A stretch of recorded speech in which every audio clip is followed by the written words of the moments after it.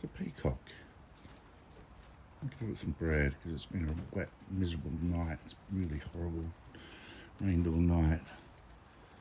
And I heard this trumpet at the front door. It was like, nah. Took me quite a bit of time to realise that it was actually a living thing and not some figment of my imagination. And so I thought, it's been a miserable night. I'll give you something to eat.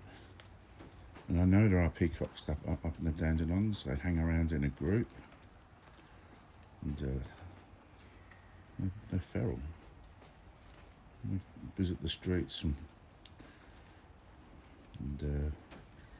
knock on the door before they call at the door, looking for a bit of bread.